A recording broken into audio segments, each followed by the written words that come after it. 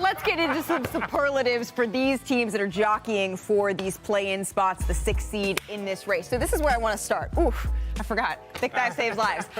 The most at stake. Who you guys got? Most at stake? Go ahead. I'll give it to the OG This is first. easy. The Western Conference has a gentleman that's in the conversation of greatest basketball player of all time, who also just broke the scoring record, but he's not getting any younger. The Los Angeles Lakers. Oh. If Anthony Davis and LeBron James are both healthy and they miss the playoffs, oh my goodness, they won't be able to live that down. I don't know who I got most at stake. Put it up there. Oh, that's why The you wanted me to go Mavericks. first. You know why? That's why I let you go first. You know why the Mavericks? It's because there's been so much confusion right now, and the reason why I say this, Luka is not happy. When superstars aren't happy, we know the way this is. It's a players' league, good or bad, say whatever you want. And they're doing things. They're taking risks. They're trying to figure out. They're bringing in superstars. Things aren't clicking. But the number one person that you're worried about is making sure that that guy that's going to be a 12-time more All-Star future MVP, Right. he's happy. All right, I like that. I think I might be with you on the Mavericks. Jalen Rose, the highest ceiling, who do we think? The highest ceiling is, again, these Los Angeles Lakers. And here's why. They won a championship with this dynamic duo in the bubble, right? So now say they, for example, get into the playoffs at, say, a 7 seed. Okay. Or a 6 seed. You now get a chance to go against a team that hasn't been there or done that, maybe like Memphis, Right. potentially, Sacramento, probably. And I'll ask Richard Jefferson this. If the Lakers were to play the Kings in the first round. Oh, Lakers. I'm taking Lakers. I'm taking Lakers. So who has the highest ceiling? Well, who's got the highest seed? Roll it up. Let's see who we got. The Warriors. You know why Ooh, I I picked like the it. Warriors? See, I kind of know. I know what I picked, but the reason why it's the Warriors is because, look, they are that team. They've been struggling with stuff. They had a tough preseason. Obviously, we know it's all been talked about, but I think the thing that's most important about the Warriors is that they're a great team at home. They're getting a little bit better on the road, but you don't know. They're still the defending champs, and I'm not taking out any champ until they take themselves out. So if they're involved, they're the highest ceiling. But I have to say this. They may win a first-round series, but they ain't winning the West without Wiggins. Without who? Without Wiggins. Amen. We're on the same They're page. not winning the West without Wiggins. All right. So important to them Biggest in the finals. question mark. I remember who I said. Who'd you say? Roll at the Pelicans, right? Zion Williamson. Yep. That is why, because they reached as high as I think 1 or 2 in the West, right? So they were rolling. He was balling. You got Brandon Ingram. You got all the pieces there, but his health. That's the question. So if he comes back healthy over these final 7-8 games that they have, and he starts getting into a rhythm, will they go back to being a top 3 team in the conference? That's why that's the biggest question mark. Without him, they are a 7, 8, 9. With him, they are a 3, 2, 4, somewhere in that range. I don't think they're the best team with him, but they're in the top 3 or 4 with him. Not that I haven't seen Kevin Durant be one of the greatest players of all time, Sure. but he could also be the answer to this. But with that being said, great minds think alike. It got to be Zion. Yeah! It got to be Zion.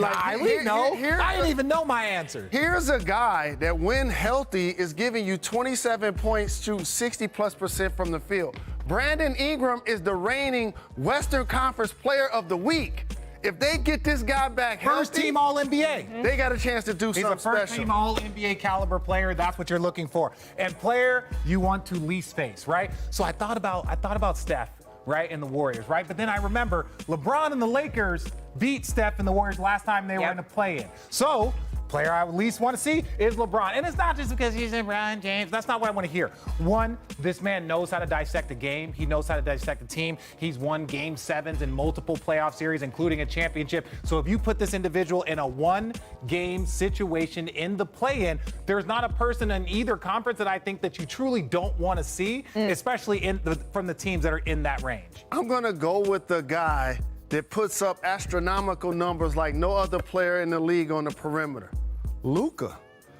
Because when you get he and Kyrie Irving in the playoff series and the game slows down, who you gonna double team? And now all of a sudden, Luka gets you on the mid post, Kyrie gets you on the swing action. Kyrie is a champion. I don't have to tell you this. You do not. You were getting a ring when he made the right side jump shot at Golden State. So I want to see these guys in the playoffs together. Now, the one thing I will say about this play-in one-game situation, playoff series for me, why I struggle, they are so god-awful at every statistical defensive category. Yeah. Like, and I'm not talking like they're in the ranks of the Houstons, of the Detroit. They're in that range. It's like them, Houston, Detroit, like all of the worst teams in the league. Offensively, they're up in the middle. They have all the talent. Defensively, I can't trust a single team that is that bad defensively, even if they're a 7-8 seed. But when you look at who has the most at stake, and you're saying it's the Dallas Mavericks, and the player you least want to face being Luka Doncic, that could be a pretty lethal combination. Yeah, because correct. he is going to be motivated, Yes. right, to get out of this category that we're looking at. But none of those teams are in the highest They ceiling. do have an opportunity to clinch a playoff spot with an off night tonight. If the Warriors lose to the Pelicans, the Kings will clinch their first playoff appearance since 2006. Now, Golden State has won 3 straight and 6 of its last 7 at home against New Orleans. So back here with our whole panel, the Timberwolves, they moved out of the play-in and into the 6th seed. And if the playoffs were to start today, they would be matched up against the Kings in the first round. So, Zach, do you think the Wolves have a legitimate chance here of upsetting Sacramento? Well, let me preface this by saying the least relevant words in sports these days are if the playoffs started today, with how crazy the standings are. It's unbelievable how much shifts every day. But yes, absolutely the Timberwolves would have a chance. Very quietly and very inconsistently, these guys have kind of been coming together for the last month or so. Jaden McDaniels is playing his best ever ball. Same with Kyle Anderson. Mike Conley has settled in. Rudy Gobert, after taking a lot of slander for the first 2 months of the season, and a lot of it deserved, has looked pretty much like Rudy Gobert for the last month. And now Karl Towns comes back to raise their ceiling to where it needs to be for them to have a chance. Anthony Edwards is a legit number 1 option. This is just a good, solid team. They're 3-1 against the Kings. I would absolutely not sleep on the Timberwolves winning a playoff series, depending on what, if any, seed they get, because you can't trust any of these teams. Rich? Well, I think this is probably the most intriguing matchup right now because you have somewhat 2 inexperienced teams. I think Minnesota has some experience, but, if you look at Sacramento, not a ton of experience there. But when you look at Minnesota, right, they've been in the postseason. We know that Conley has been on multiple runs. We know that Gobert has been in the postseason multiple years. So you look at that experience. But I love what Sacramento's doing. I think they do it as a collective unit, right? They have their offense. They have their go-to guy, late fourth quarter finisher in De'Aaron Fox. I think that they have a very well-balanced, well-coached roster. So I think it's the Kings in 7, and I think part of the reason why they get it done in 7 is because Sacramento is going to be crazy in Game 7. I think the Timberwolves will push them there because of their experience. That's the one thing, but I think the Kings are the better team. Richard, I have a very strange take on the Sacramento Kings, and you think, that they could be favored based on their consistency this season, but I do think that they can be upset and it not be the worst thing ever. And I'll explain why. They're right on track with their organization and their team. Oftentimes, when you have good teams building, first they start developing their young guys. They've developed, they've traded, but they've done pretty well in that developmental game. What comes next? That offense. Right now, the Kings are first in offensive efficiency. So the first 2-3 years you develop, next 3-4 years, 2-3 years, your offense and your chemistry is building similar to how we saw. Similar to how we saw the Warriors really develop into a team, similar to how we saw the Grizzlies, right? They're sort of following that same mold. And then lastly, the hardest thing to win in the playoffs and win a championship is defensive chemistry. The Warriors built that defensive identity maybe 7-8 years into them being together. And so even though the Kings might enter the playoffs and that's a win and lose, they're still on time because 1, they have likely a coach of the year, and 2, that defense is the last thing to really mold into form. That is that icing on the cake for a championship. Team. And why are you looking at me shady, Richard?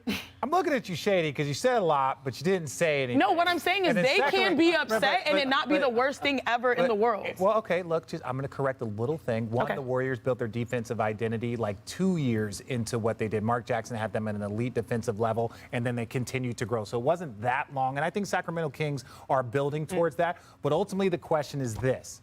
Do the Timberwolves have a chance to beat the Kings, yes or no? Yeah, they have a chance. But also, when's the last time the Kings have been in the playoffs? Well, Minnesota. They're going to have to learn through experience, too. Minnesota just barely got their last. Let's see if the Sacramento Kings are able to clinch with the Warriors' loss. Hey, what's up, guys? Jag from Jaggy Sports here. And what did the LA Lakers Oklahoma City Thunder, Golden State Warriors, New Orleans Pelicans, and the Dallas Mavericks have in common. They are fighting for their playoff lives. They're separated by 1 point, 1 game, something like that. And at the end of the day, only 4 teams can make it into the play-in tournament. And once the play-in tournament is done, only 2 teams come out. So it's kind of like, it's kind of like Survivor in a way. And not saying that I've ever watched that, but I'm pretty sure it is kind of like Survivor. So the deal here is the Pelicans play the Warriors tonight, visiting Golden State. The good chance that this could go neck and neck. I'm not going to predict a winner because the Pelicans have been playing pretty good this last couple games here and there.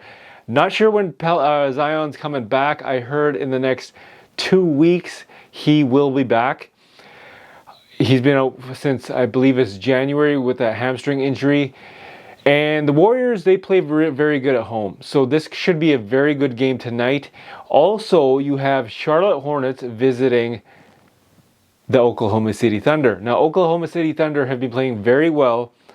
Charlotte won 2 games against Dallas. They're injury riddled, right? And I don't know what the hell the deal is, but Oklahoma City Thunder, they look good. So all I'm saying is that I'm not going to predict a winner, but you know what I mean? That is the case. OKC looks very good. So if that's the, if Oklahoma City Thunder win tonight, then I believe it's the Lakers fall back to the 10th seed and OKC moves up to the 9th or 8th seed, depending on if the Pelicans win or not. So this is a very, very tight race. And who is going to come out of the play-in tournament, right? Who is going to come out of the play-in tournament? That's a tough call because let's rewind it back to, I think it was Sunday when the Lakers played the Bulls. LeBron James returned. I knew they were going to lose because, it's a new person in a new system and they have not had time to acclimate themselves. So I knew they were going to lose there, but I have a feeling that the Lakers are going to make it into the play-in tournament and make it into the playoffs in the 8th seed. Now, as far as Golden State, Pelicans, and OKC Thunder go, and the Dallas Mavericks, that is a very tough call, right? Because at the end of the day, Warriors are the Warriors. They're very damn good. But then again, the Pelicans, they have been bad earlier on in March, but lately they've been picking it up because they know what's at stake and they're playing for their playoff lives. So at the end of the day, I'm not sure who's going to win. I love to hear from you guys. Leave a comment in the comment section. Tell me who you think is going to win and who you think is going to make it in the playoffs. Two of those 5 teams is going to make it. And eventually, 7th seed plays Memphis, 1st seed plays Denver Nuggets. Right? So let me know what you guys think. Leave a comment in the comment section. As always, this is Jag from Jaggy Sports.